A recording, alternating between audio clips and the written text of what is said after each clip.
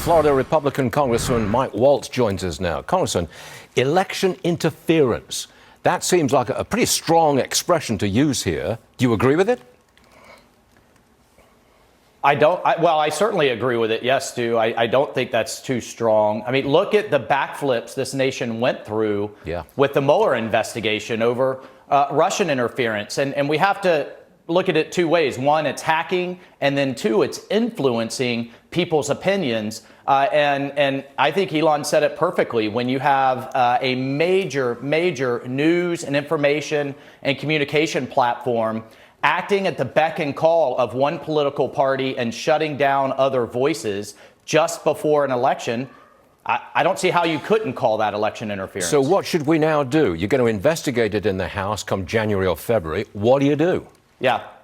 Well, I think, one, we need to get to the bottom still of the FBI's role in particular, and what was the role of law enforcement, Department of Homeland Security, and the political committees. So that, I think we still need information. Elon has promised that there is more. I appreciate the transparency and the spotlight that he's putting on it. But this is in a broader issue, Stu, as you know. I mean, this is Section 230, the liability of these entities that we have to get after, and then the fact that they have a monopoly. I mean, just look at Apple that threatened to take Twitter off its platform. Look at what they did to Parler when they can shut down the server access. And these companies have way too much power over our national and political discourse. Next one, Congressman, a separate issue here.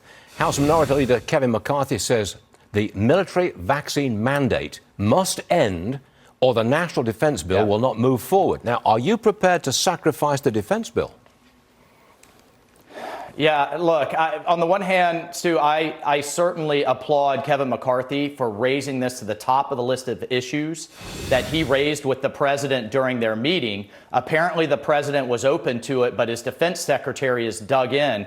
And you're right, the stakes are huge. On the one hand, we are on the verge of losing 10 to 20,000 National Guardsmen and women on top of the 25,000 that we already fell short in this recruiting crisis. That's a massive blow. The Chinese couldn't even, they couldn't have even planned it that well in terms of the self-inflicted wounds that we're having as a result of this vaccine. On the other hand, I want folks to understand, if we don't pass a defense bill, that's no new ships, no new hypersonic missiles, no pay raise for the troops to match this inflation crisis. These are incredibly high stakes, and I'm hearing some indicators that the administration could come to a middle ground. For example, how many boosters do you have to get to be considered fully vaccinated? How long does this go? The religious exemption process has been a total sham. It's been a rubber stamp no, without true consideration. There hasn't been a single one approved, for example, in the Florida National Guard, not one. So we have to resolve this. I applaud Kevin McCarthy for making it a huge issue, that it is. But man, we've got to have that defense bill, Stu. So we need to. This is where we need to roll up our sleeves and come to a resolution. A resolution compromise is required. Congressman, thanks so much for being with us as usual, sir. Always appreciated. See you again soon.